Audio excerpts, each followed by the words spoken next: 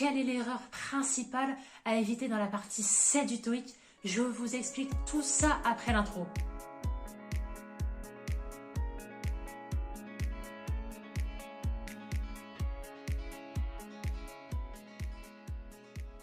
Ravi de vous retrouver aujourd'hui pour la toute dernière vidéo de cette série sur les 7 erreurs à éviter au TOEIC. Avant de démarrer, si vous aussi vous préparez le TOEIC, abonnez-vous dès maintenant à cette chaîne parce que j'y publie du contenu gratuit qui peut vraiment vous aider dans votre préparation.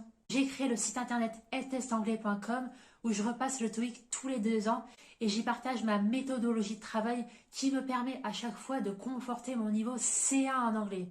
Maintenant, pour bien comprendre le piège qu'il faut absolument éviter dans la partie 7, c'est important d'avoir en tête le format même de cette partie. On va y revenir très brièvement. J'ai fait énormément de vidéos à ce sujet, mais on va se replonger pour bien comprendre. Donc, partie 7, 54 questions. Vous avez en effet 2 sous-parties différentes.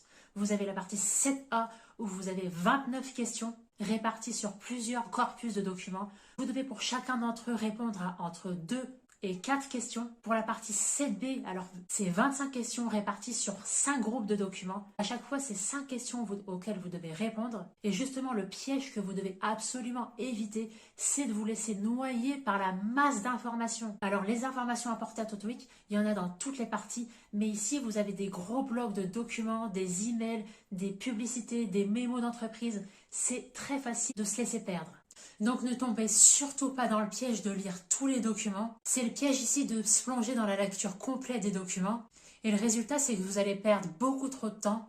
Ça va compromettre toute la suite de cette partie.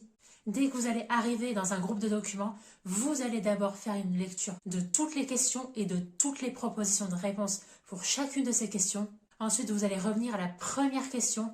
Vous allez identifier l'élément de réponse que vous devez retrouver dans le texte. Ensuite, après ça, vous allez utiliser 2 techniques de lecture pour pouvoir lire les textes et identifier l'élément de réponse que vous devez retrouver. Donc d'abord, vous allez utiliser le skimming. Le skimming, c'est une technique de lecture rapide et en diagonale d'un texte pour vous imprégner en fait de l'idée générale et du thème de ce texte. Et ensuite, le scanning. Le scanning, c'est l'élément de réponse que vous devez chercher, que vous avez déterminé à la lecture des questions et des propositions de réponse. Et ça, le scanning, c'est pertinent ici parce que ça va vraiment vous permettre de répondre à la question avec efficacité et en perdant le moins de temps possible.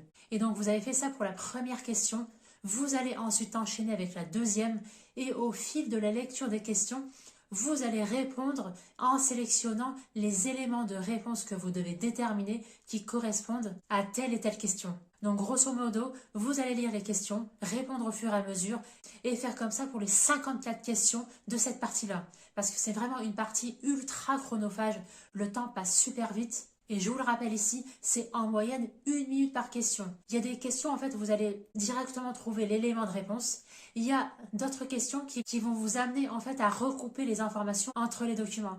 Ça, c'est particulièrement vrai dans la partie 7B où vous avez plusieurs documents et vous allez devoir chercher telle information, vérifier avec le document. C'est vraiment de la stratégie qu'il faut adopter. Alors, il y a un autre truc justement dans lequel je voulais revenir. Ne traduisez surtout pas mot à mot chaque texte, chaque question, chaque proposition de réponse. Vous allez perdre énormément de temps si vous faites ça et ça va vraiment ralentir toute votre progression à cette partie. Donc vraiment, je récapitule. D'abord, lecture de toutes les questions. Skimming, lecture en diagonale des textes. Scanning, identifier l'élément de réponse à retrouver. 2 difficultés que vous devez avoir en tête. Le fait de devoir recouper les informations d'un document à l'autre. Plus éviter de traduire mot à mot pour éviter de vous faire perdre du temps inutilement. Plus si vous allez passer le TOEIC pour la première fois, n'hésitez pas à récupérer tous mes PDF. C'est une mini formation gratuite sur 4 jours où je vous aide à démarrer sereinement les révisions à ce test d'anglais très particulier. Vous êtes libre aussi de vous abonner à cette chaîne pour recevoir mes prochains contenus toujours mis à jour. Je vous accompagne tout au long de vos révisions.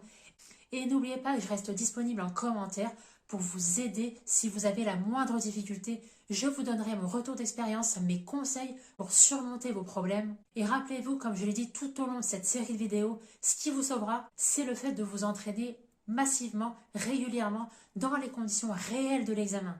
Alors vous l'avez sûrement remarqué, je débute dans la vidéo. N'hésitez pas à me lâcher un like pour m'encourager. Ça me permettra de continuer à vous partager du contenu gratuit et toujours mis à jour. Je vous remercie vraiment de votre soutien parce que là, on vient de franchir la barre des 1500 abonnés. Je suis vraiment très contente et surtout très contente de vous aider. C'est pour ça à la base que j'ai créé ce site internet et chaîne YouTube, même si c'est un véritable challenge pour moi de me mettre face caméra, mais c'est un challenge que j'ai voulu relever et je vous encourage aussi à vous challenger pour atteindre votre objectif de score TOEIC. Voilà, comme à chaque fois, n'hésitez pas à compléter cette vidéo avec l'article complet que j'ai fait à ce sujet. Je vous mettrai tout ça en description de cette vidéo. Et en attendant, je vous souhaite un excellent courage dans vos révisions et je vous dis à très vite sur EdTest Anglais.